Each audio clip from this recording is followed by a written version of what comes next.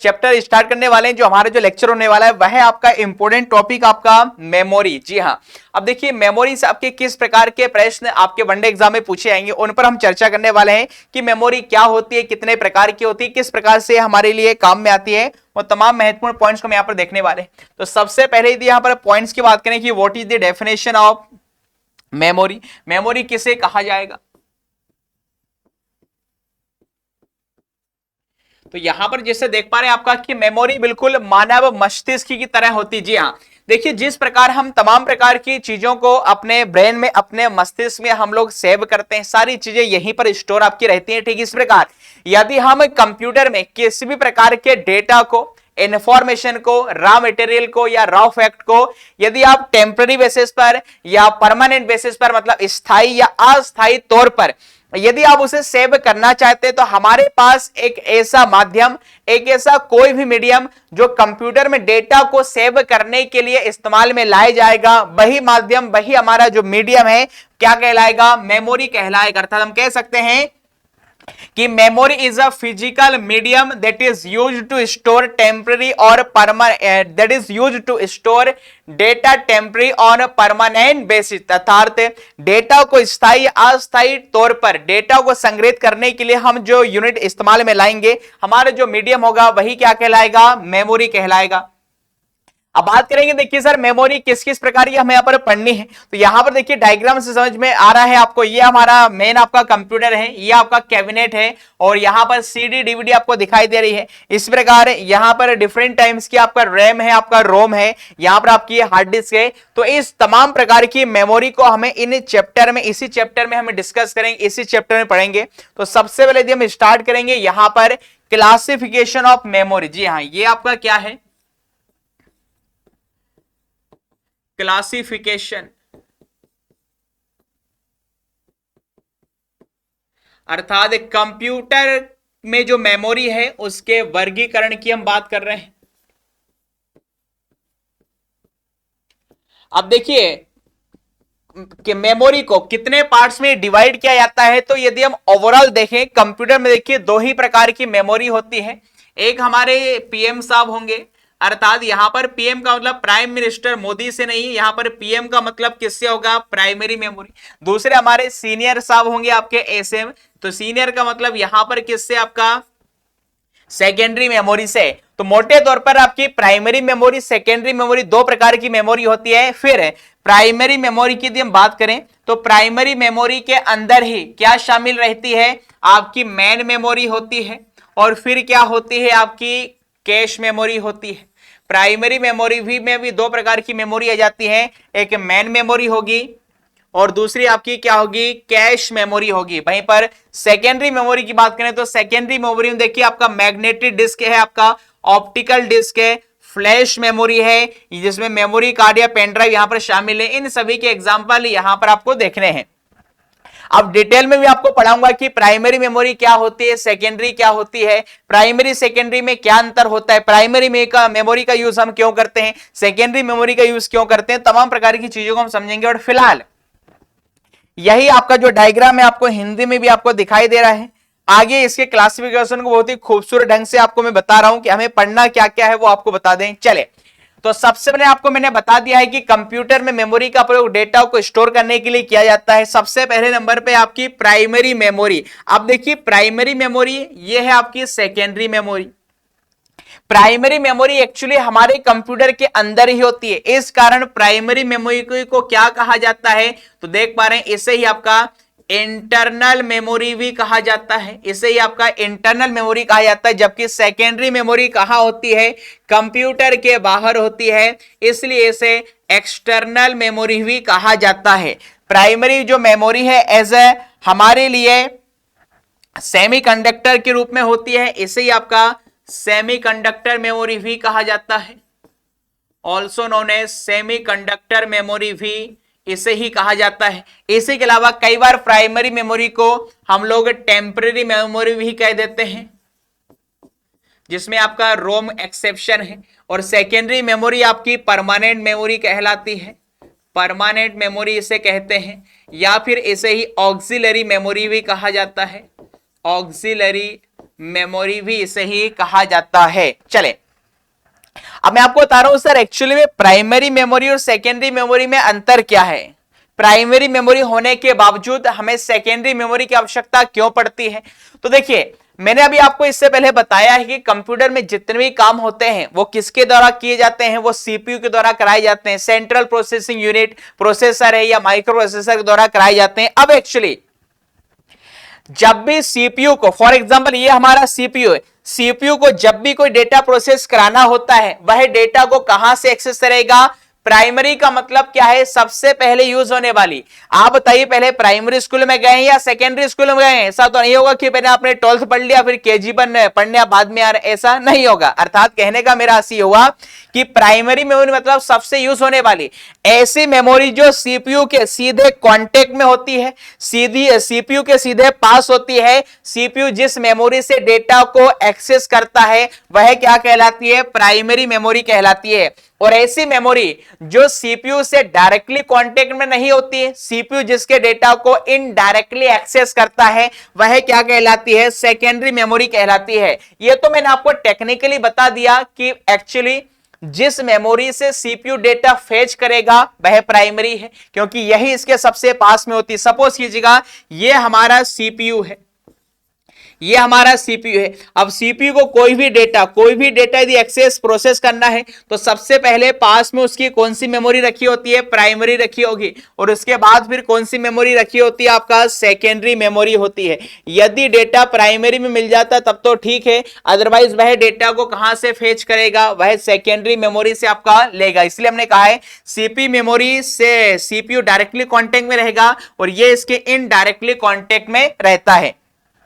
अब बात करें प्राइमरी मेमोरी होने के बावजूद सेकेंडरी मेमोरी का इस्तेमाल हम क्या करते हैं, एक्चुअली होगा क्या, प्राइमरी मेमोरी का प्रयोग हमारे कंप्यूटर सिस्टम पर काम करने के लिए होता है। अर्थात जब तक यूजर कंप्यूटर पर, लैपटॉप पर काम कर रहा होता है, अर्थात वर्तमान के कामों को करने के लिए जो मेमोरी यूजर को कंप्यूटर पर स्थान उपलब्ध कराती है वह क्या कहलाती है, प्राइमरी कहलाती है।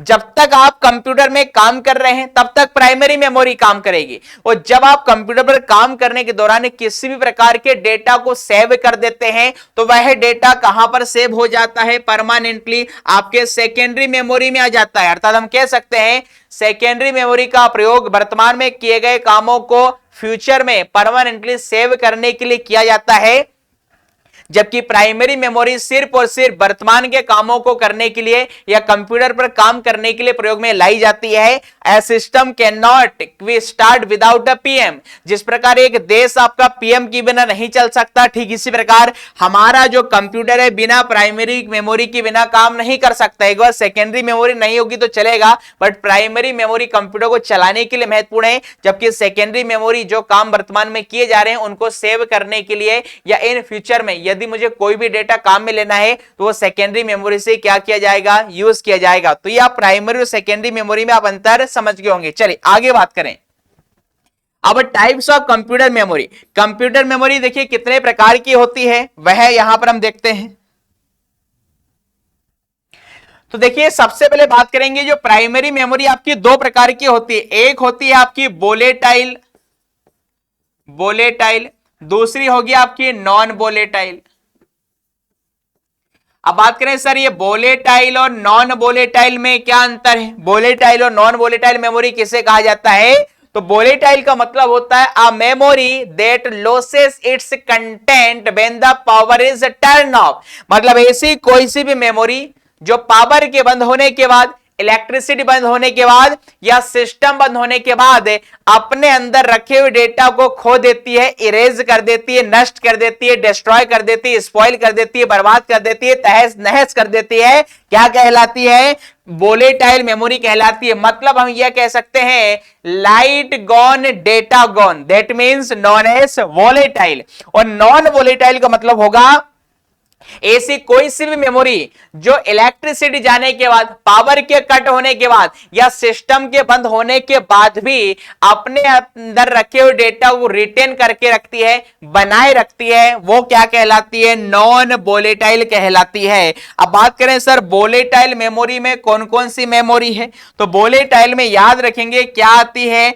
आपकी रैम आती है। रैम आपकी वोलेटाइल होती है और इसी में आपका क्या होगा? कैश मेमोरी भी होगा। कैश मेमोरी और जो रैम होती है वो कैसी होती है? वोलेटाइल होती है। जब तक कंप्यूटर पर काम कर रहे हैं तब तक ही डेटा को बनाए रखती है। जैसे ही आपका सिस्टम बंद होगा रैम और कैश का डेटा क्या इरेज हो जाता है। किंतु नॉन वोलेटाइल में देखिए, नॉन वोलेटाइल में कौन कौन सी मेमोरी आती है? नॉन वोलेटाइल में रोम को भी शामिल किया जाता है, रोम को भी शामिल किया जाएगा और पूरी की पूरी जो सेकेंडरी मेमोरी है यह भी आपकी। देखिए यदि कोई मेमोरी परमानेंट कब होगी? जाहिर सी बात है जब वो नॉन वोलेटाइल होगी। यदि सिस्टम के बंद होने के बाद कोई मेमोरी अपना डेटा इरेज नहीं कर रही है, रिटेन करके रखती है, मतलब वो डेटा हमारे लिए कैसा है? परमानेंट। तो याद रखिएगा यदि कोई मेमोरी परमानेंट है तो शुड भी वो क्या होगी? हमेशा नॉन वोलेटाइल होगी। तो नॉन वोलेटाइल में आपका रोम भी शामिल होगा और वहीं पर जब सेकेंडरी मेमोरी में क्या क्या है? मैग्नेटिक स्टोरेज है, ऑप्टिकल स्टोरेज है और आपका फ्लैश स्टोरेज है। ये पूरा का पूरा क्या होता है? नॉन वोलेटाइल होता है। बताइए, hard disk, CD, DVD, pen drive, memory card, ये आपके कंप्यूटर लैपटॉप में लगे रहते हैं। यदि इलेक्ट्रिसिटी चल जाती है तो क्या हार्ड डिस्क, सीडी, डीवीडी का डेटा डिस्ट्रॉय या स्पॉइल है या फिर इरेज होता है? क्या नहीं होता। अर्थात ये हमारे लिए नॉन वोलेटाइल का काम करती है। तो इतनी सारी चीजें हमें यहां पर क्या है इसके बारे में पढ़ना है, वन बाय वन हम सभी को यहां पर देखने वाले हैं। अभी फिलहाल मैंने आपको समझा दिया है मोटे तौर पर कि इस चैप्टर में जो क्लासिफिकेशन मेमोरी का हमें क्या क्या चीजें देखनी है। चलिए आगे बढ़ते हैं। अब वन बाय वन यहां पर हम हर एक मेमोरी को समझने वाले हैं। क्लासिफिकेशन मैंने आपको समझा दिया। आगे क्या लिखा है कि मेमोरी देखिए मुख्यतः 3 प्रकार की होती है। वैसे मैंने आपको बताया है मोटे तौर पर 2 ही प्रकार की होगी, एक आपकी प्राइमरी और दूसरा आपका सेकेंडरी। हालांकि कैश मेमोरी किसमें शामिल कर लिया गया है बता देते हैं। कैश मेमोरी का क्या काम है देखिए आपको बता दें। यदि मैं बात करूं कैश मेमोरी की तो it is the fastest and very small in size. Computer की सबसे छोटी मेमोरी पूछे, very small in size, very small in size. Computer की सबसे छोटी और फास्टेस्ट मेमोरी पूछे आपसे, fastest memory of the computer. तो कंप्यूटर की सबसे फास्ट और सबसे छोटी जो मेमोरी होती है वह कैश मेमोरी होती है। अब बात करें सर कैश मेमोरी का क्या काम है। कंप्यूटर के अलावा मोबाइल फोन में भी आपने कैश मेमोरी का नाम सुना होगा। अब कैश मेमोरी का एक्चुअली में काम क्या है, ये किस किस के बीच में रखी होती है, तो आपको पूरा देखिए विस्तार से बता रहा हूं। तो सपोज कीजिएगा ये हमारी सेकेंडरी मेमोरी है,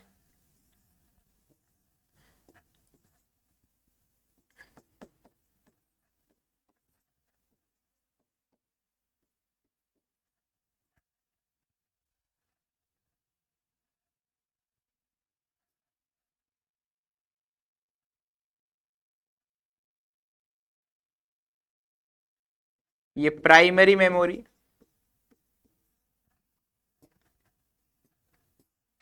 इसके बीच में रखिए कैश मेमोरी।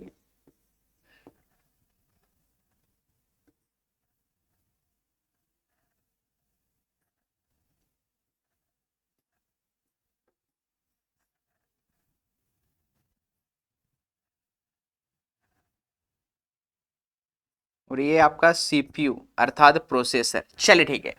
अब देखिए सबसे पहले बात करें हम लोग यहां पर कि सेकेंडरी मेमोरी के तौर पर हम लोग कंप्यूटर में किसका प्रयोग करते हैं? हार्ड डिस्क का। किसका प्रयोग करते हैं? आपका हार्ड डिस्क का प्रयोग करते हैं। और हमारे कंप्यूटर में जो भी प्रोग्राम्स होते हैं वो कहां पर, जो भी प्रोग्राम से वो सॉफ्टवेयर है वो सेकेंडरी मेमोरी में आपका सेव होते हैं। किंतु जब आप कंप्यूटर ऑन करते हैं तो कंप्यूटर के ऑन होने पर सभी प्रोग्राम्स को कहां पर स्टोर किया जाता है, कहां पर लाया जाता है, प्राइमरी मेमोरी में। अर्थात एक प्रोग्राम हमारे पास होता है जिसका नाम क्या है, लोडर। लोडर नाम का प्रोग्राम क्या करता है, सेकेंडरी मेमोरी के डेटा को कहां पर लोड करेगा, प्राइमरी मेमोरी में। क्योंकि जब तक वह डेटा या एप्लीकेशन प्राइमरी मेमोरी में नहीं आएंगी आपका कंप्यूटर स्टार्ट नहीं होगा। ठीक है, अब आपका डेटा कहां पर आ चुका है, प्राइमरी मेमोरी में आ चुका है। कहां से आ चुका है, प्राइमरी मेमोरी के बीच में आ चुका है। अब एक्चुअली होगा क्या कि ये आपका सीपीयू है, ये सीपीयू होता है क्या है, it is nothing but it is IC, एक ये इंटीग्रेटेड सर्किट होता है। क्या होगा, इंटीग्रेटेड सर्किट होगा। तो जब भी सीपीयू को कोई डेटा लेना है, तो मैंने आपको बताया कौन सी मेमोरी सीपीयू के पास होती है, तो आपको बताया है ये प्राइमरी मेमोरी के पास होती है। किंतु जब भी सीपीयू प्राइमरी मेमोरी से डेटा को फेच करेगा, तो यहां से डेटा को एक्सेस करने में जो एवरेज टाइम लगता है वह आपका 180 नैनो सेकेंड, 180 नैनो सेकेंड अर्थात 180 नैनो सेकेंड का इसमें वक्त लगता है।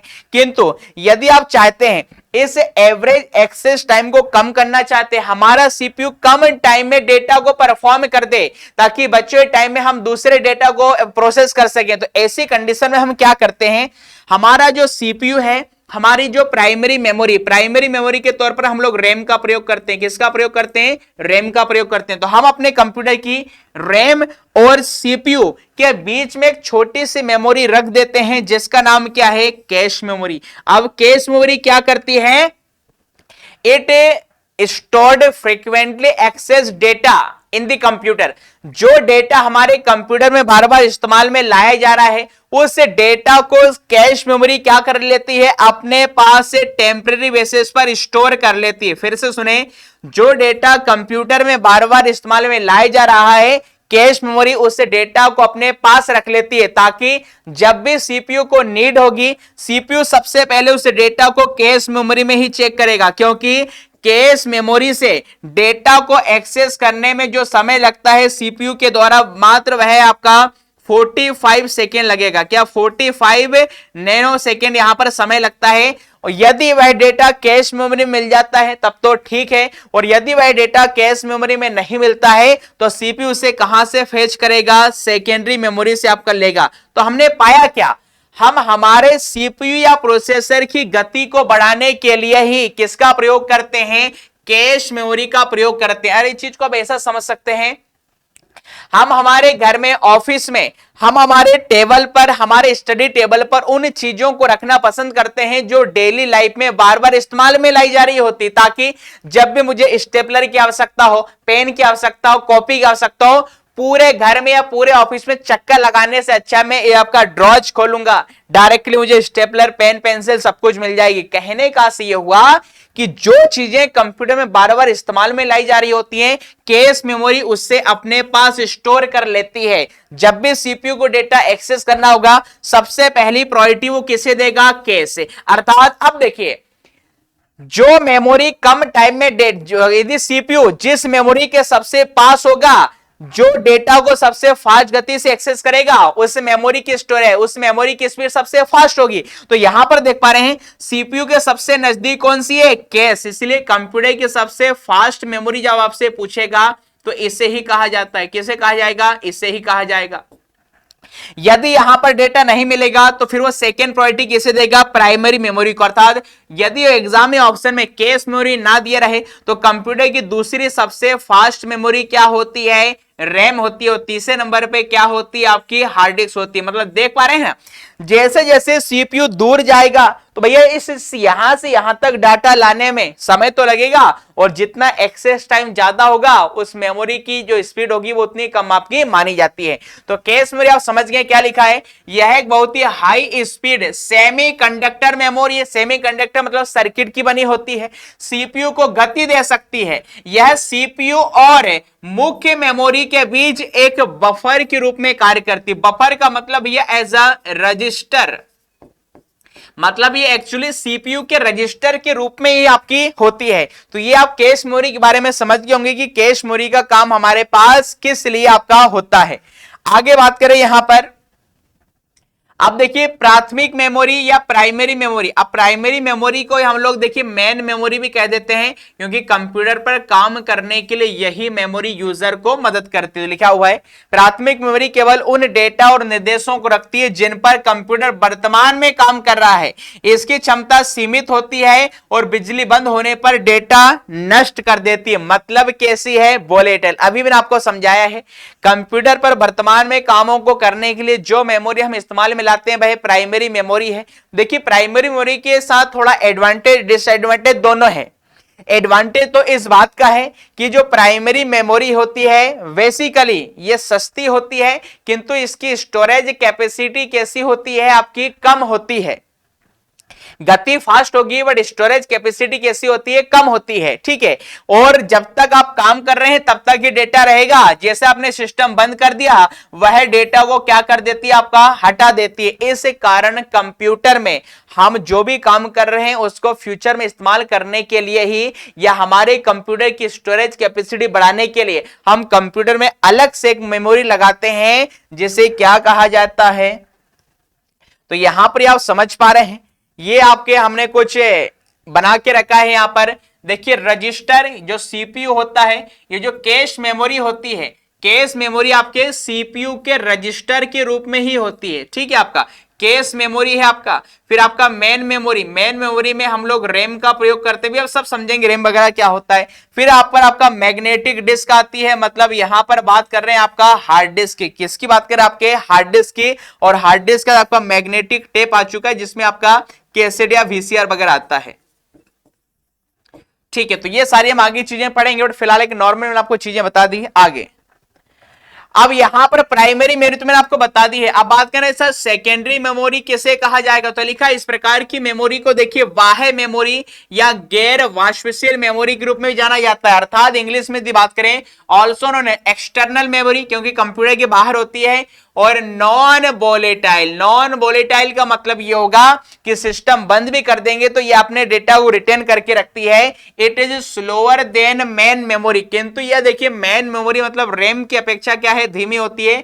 This are used for storing data and information permanently. जी हाँ, मैंने आपको बताया है सेकेंडरी मेमोरी का प्रयोग हम डेटा को परमानेंटली सेव करने के लिए करते हैं। इसकी स्टोरेज कैपेसिटी ज्यादा होती है, किंतु इसकी जो काम करने की जो गति होती है वो है आपकी धीमी होती है, क्योंकि हमारे यह सीपीयू से दूर होती है। मैंने आपको बताया था यदि कोई भी मेमोरी सीपीयू के जितने पास होगी, देखिए आपका सेकेंडरी मेमोरी हार्ड डिस्क सबसे दूर दिखाई दे रही है, इसलिए इसकी गति प्राइमरी मेमोरी की गति है प्राइमरी मेमोरी की तुलना में कैसी होगी? आपकी कम होगी, बट स्टोरेज कैपेसिटी आपकी ज्यादा होती है।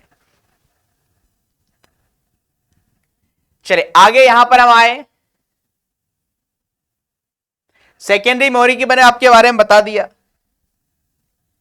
चलिए अब सेकेंडरी मेमोरी में देखिए कौन कौन सी मेमोरी आती है। तो सेकेंडरी मेमोरी में आपको अभी बताया था हमारी ये जो फ्लॉपी डिस्क है, ये जो हार्ड डिस्क है, देख पा रहे हैं floppy disk, hard disk, tape, optical disk है, ये सारी जो स्टोरेज डिवाइसेस हैं ये सहायक स्टोरेज डिवाइसेस की श्रेणी में आती हैं।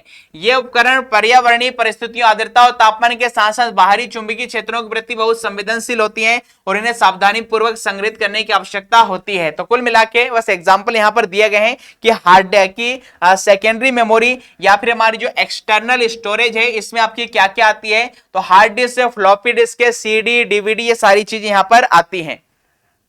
वन बाय वन यदि हम पढ़ें, सबसे पहले देखिए मैं आपको सेकेंडरी मेमोरी पढ़ा रहा हूं, फिर हम प्राइमरी मेमोरी को डिटेल में पढ़ेंगे। रैम क्या है, रैम कितने प्रकार की होती है, रोम क्या होता है, रोम कितने प्रकार का होता है। हम पहले सेकेंडरी मेमोरी पढ़ा रहे हैं। चलिए सेकेंडरी मेमोरी में हम सबसे पहले बात करें, सेकेंडरी मेमोरी में सबसे पहले यहां पर हम बात करेंगे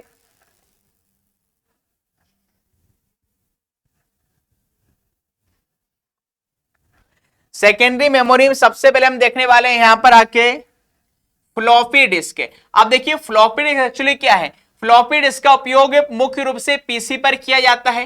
फ्लॉपी डिस्क पर देखिए आयरन ऑक्साइड के कणों की चुंबकीय आस्था में दर्ज की जाती है, जो संकृतिक व्रतों पर समान रूप से रखे जाते हैं, जिन्हें ट्रैक कहा जाता है। आपको कुल मिला के सिंपल समझा दूं, इस प्रकार की जो फ्लॉपी डिस्क है एक सर्कुलर डिस्क होती है, एक प्रकार की सर्कुलर डिस्क होती है। इसमें डेटा को स्टोर करने के लिए इसे कई सारे ट्रैक और सेक्टर में डिवाइड किया जाता है। क्या कई सारे से ट्रैक और सेक्टर में डिवाइड किया जाता है। ये आप जो गोल यहां पर सर्कुलर जो ट्रैक देख सर्कुलर यहां पर आप जो देख पा रहे हैं ये क्या कहलाते हैं, ट्रैक कहलाते हैं। ये क्या कहलाते हैं, ट्रैक कहलाते हैं। और फ्लॉपी डिस्क में डेटा को स्टोर करने के लिए इन ट्रैक को फर्दर किस में डिवाइड किया जाता है, सेक्टर में। ये जो आप देख पा रहे हैं इसे क्या बोला जाता है, आपका सेक्टर कहा जाता है।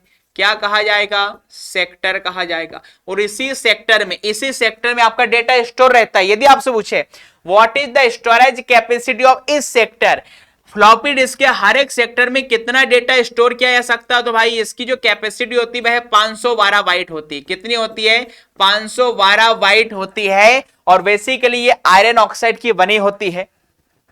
आगे बात करें हार्ड डिस्क की, तो सिमिलरली हार्ड डिस्क भी, यह भी देखिए पीसी में शामिल एक नॉन रिमूवेबल योग्य संलग्न चुंबकीय डिस्क है। इसमें धातु की प्लेटों को एक साथ ढेर रखा। अब देखिए फ्लॉपी डिस्क में तो एक ही आपकी सर्कुलर डिस्क होती है, जबकि हार्ड डिस्क में देखिए वर्तमान में फ्लॉपी डिस्क का इस्तेमाल तो होता नहीं है क्योंकि इसकी स्टोरेज कैपेसिटी आपकी काफी कम होती है। बात करेंगे अब हार्ड डिस्क की, तो देखिए हार्ड डिस्क में कई सारे, या तो एक ही दिखाई दे रहा है, हार्ड डिस्क में आपकी कई सारी सर्कुलर डिस्क होती हैं और वो आपकी आपस में ट्रैक और सेक्टर में डिवाइड होती हैं। उसमें क्या है, कई सारे सर्कुलर डिस्क होते हैं और वो आपस में इस प्रकार से रखे हुए होते हैं और वन बाय वन फिर क्या है, यहां पर सारा डेटा इसका रीड किया जाता है। मतलब सबसे ज्यादा जो स्टोरेज कैपेसिटी कंप्यूटर में होती है तो वो किसकी होती है, आपकी वो हार्ड डिस्क की ही होती है।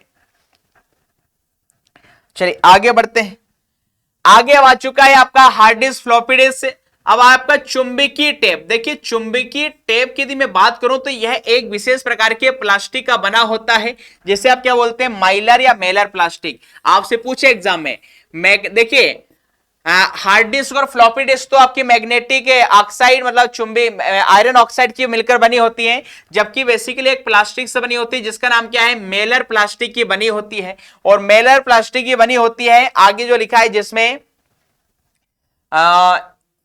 अब देखिए एक्चुअली आपको बता दें मैग्नेटिक टेप वाली मेमोरी आपने कहां पर देखी होगी, तो मैग्नेटिक टेप वाली जो मेमोरी है, यदि आपको उस समय ऑडियो डेटा को स्टोर करना हो या वीडियो डेटा को स्टोर करना हो, अभी आप समझ जाएंगे आपने मैग्नेटिक टेप कहां पर देखी है। तो उस समय देखिए आपके पापा मम्मी के टाइम में भैया सर सन 80-90 में ऑडियो डेटा को स्टोर करने के लिए हम लोग किसका प्रयोग करते थे, कैसेट का। तो आपने कैसेट में देखा होगा वहां पर एक आपकी एक प्लास्टिक से आपने मेलर प्लास्टिक की एक बनी होगी आयरन ऑक्साइड की एक प्रकार की चॉकलेटी कलर की रील आपने देखी होगी वो कैसेट के अंदर।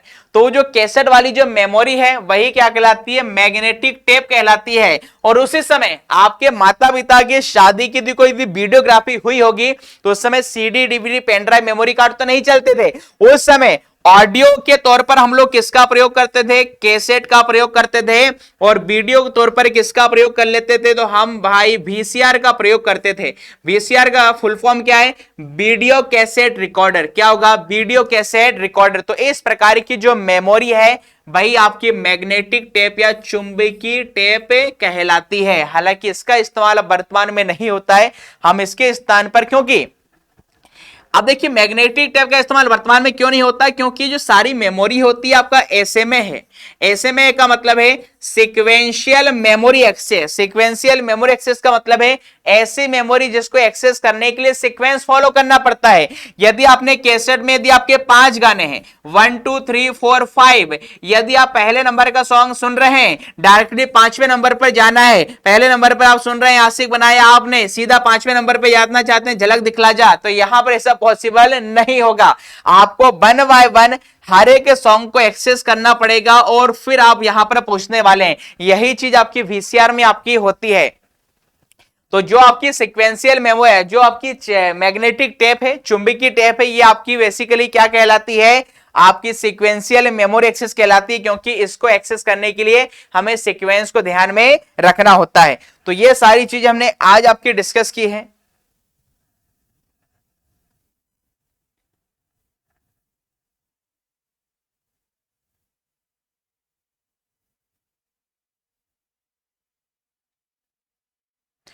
चले तो यहां पर आज की हमारे अब क्लास हम यहीं पर समाप्त करेंगे। इससे आगे की कहानी मेरी जुबानी अगले क्लास में आपको सुनाएंगे।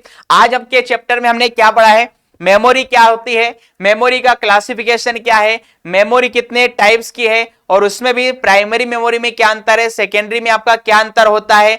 वहीं पर आपको बताया है सेकेंडरी मेमोरी में hard disk, floppy disk, magnetic tape क्या होता है। अब हमारे इस चैप्टर में क्या बच गया है, सिर्फ और सिर्फ यदि बच गया है तो वह क्या है आपका प्राइमरी मेमोरी। प्राइमरी मेमोरी में हम अपने अगले वाले लेक्चर में रैम क्या होती है, रैम कितने प्रकार की होती है, रोम क्या होती है, रोम कितने प्रकार की होती है, इन तमाम महत्वपूर्ण बिंदुओं पर हम चर्चा करेंगे। तो आज की क्लास यहीं पर समाप्त करते हैं, मिलते हैं अगले क्लास में। तब तक के लिए खुश रहिए, मस्त रहिए, स्वस्थ रहिए, व्यस्त रहिए। थैंक यू, जय हिंद, हैव अ गुड।